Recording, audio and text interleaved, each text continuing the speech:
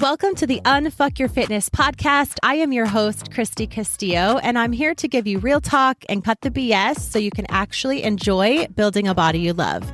I'm a personal trainer obsessed with giving you simple action steps to take you from feeling stuck to feeling sexy. Let's go.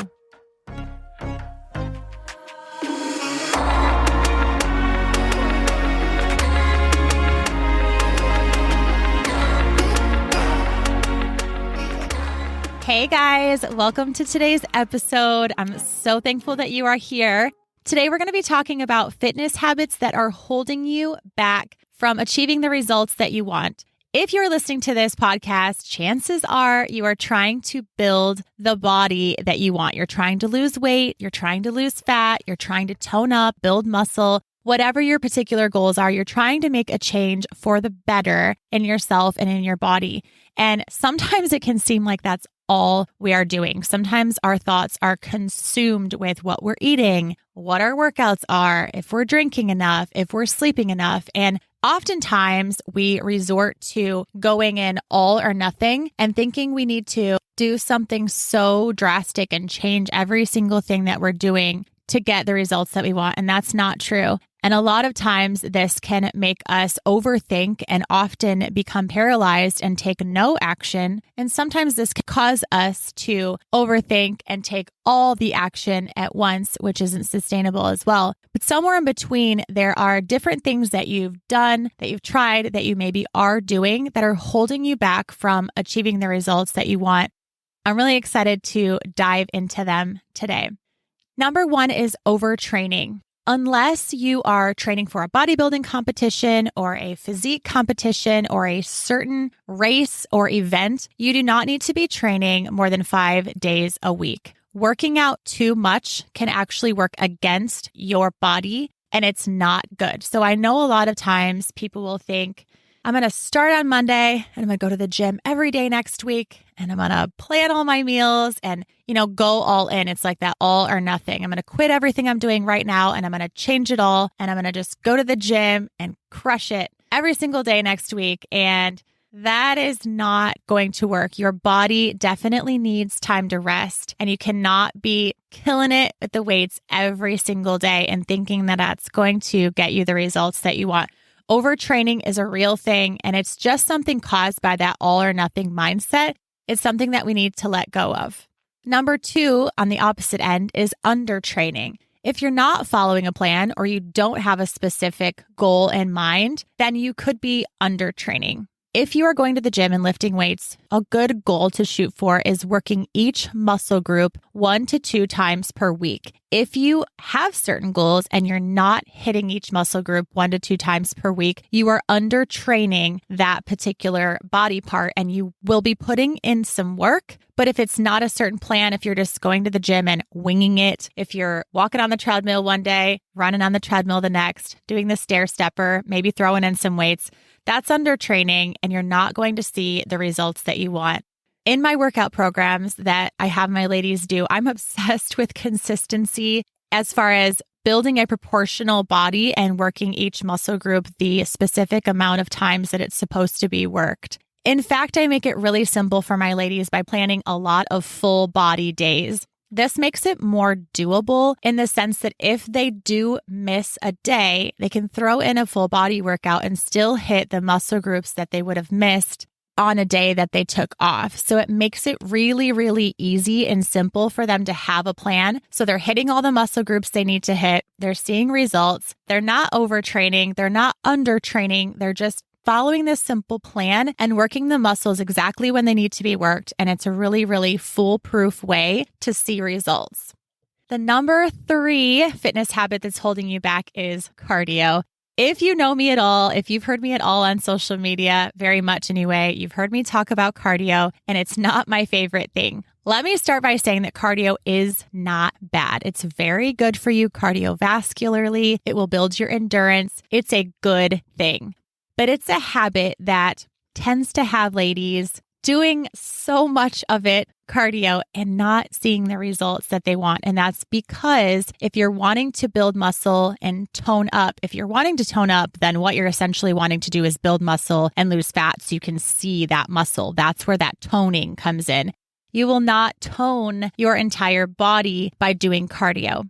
Cardio is something that is easier to do, and it's less embarrassing to go to the gym and jump on a treadmill than it is to get into the weight section and feel like you have no idea what you're doing. So it's an easier thing to resort to, but it's not necessarily going to get you to the results that you want.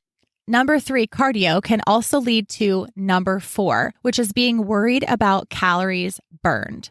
I have seen so many of my clients before, and this used to be me, checking their fitness tracker and checking on their calories burned. Doing cardio will have you burning a lot of calories.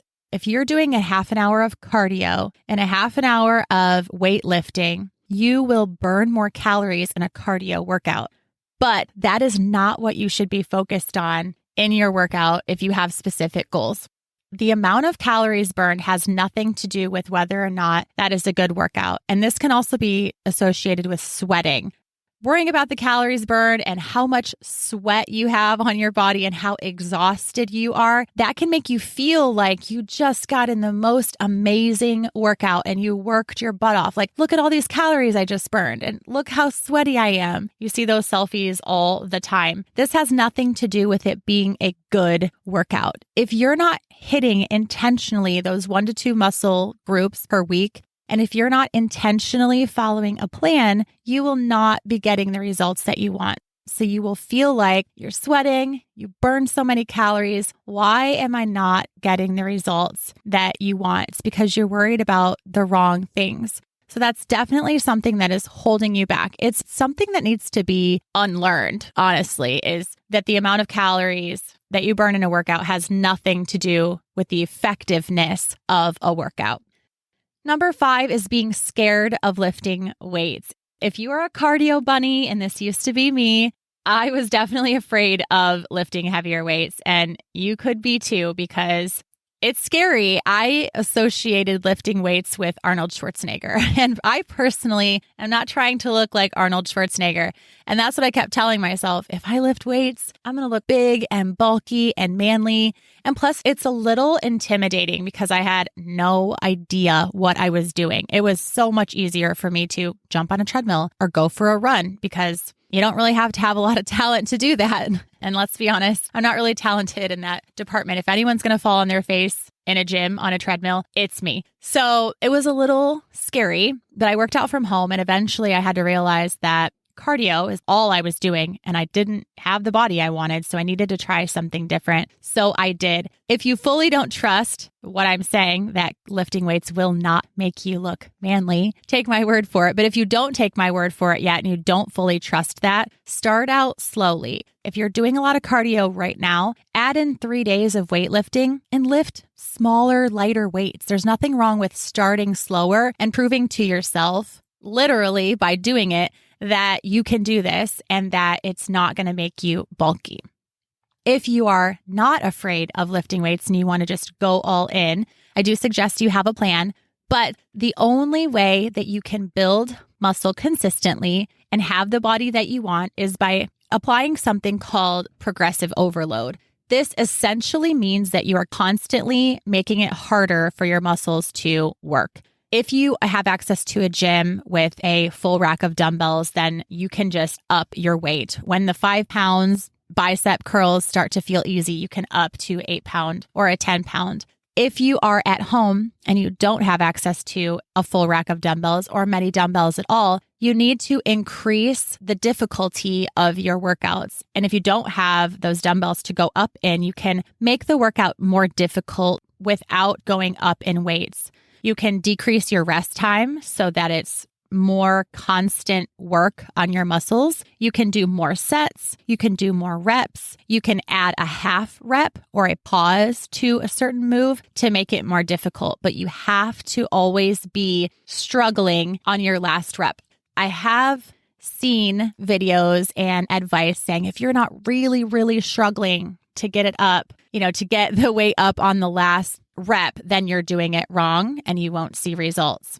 That is not true. You do not actually need to be dying on your last rep, but it does need to be difficult. You do need to track it, and you do need to make sure that you are adding difficulty as the weeks go on and making it harder for yourself. Number 6 is not resting. If you are not taking rest days and you are not resting your body, you will not see results. The only time your muscles can grow is at rest. When you are doing a weightlifting workout, you are lifting the weights and tearing your muscles down. Your muscles grow as they repair themselves and build, and they can only repair themselves and build when you are resting. So it is essential. Just like you should have days that you work out plan, you should have a days that you rest plan, at least 2 days a week. And these rest days don't have to be actually doing nothing, which is what I used to think. You can do yoga, you can go for a walk, you can stretch, you can take it easy, do a slow jog. You just want to give yourself a break from the weights, especially that muscle group. Rest is also just so important for your body. I learned this the hard way in the sense that my body actually started to shut down and I couldn't digest certain foods. I was lethargic. I had no energy. And so my body was taking its own rest days. And if I wasn't going to give my body rest days, it was going to take it on its own by getting sick. So your body will eventually shut down and tell you in a bad way that it needs rest if you don't give it the rest that it needs. Rest days are so important. I cannot stress this enough. This does go along with overtraining, of course, which would equal not resting. But it needs to be in a category itself. And that's why I put it there, because rest is so, so important. Remember that these tips are just about the fitness side of health. There are so many other mental and nutritional things that could also be holding you back. And we'll be talking about these in a different episode. I hope that you love these tips. To recap them for you, number 1 is overtraining. Number 2 is undertraining. Number 3 is too much cardio. Number 4 is being worried about the calories that you burn during a workout. Number 5 is being scared of lifting weights. And number 6 is not taking rest days. These are all so important that you unlearn or learn, whichever the case may be for you, and start implementing them so that you can start seeing long-lasting results in your fitness journey. If you loved today's episode, please take a screenshot and share it on your social media. Tag me, and I would love it if you tag some friends who needed to hear this as well. I'm here to change the way that you think about your health and fitness, and that is something that needs to be shared. Thanks for listening to today's show. Go ahead and leave a rating and a review, and of course, follow the podcast so you don't miss out on any future episodes. And I would love it so much if you came to connect with me over on Instagram at Christy Castillo Fit. I will see you next time.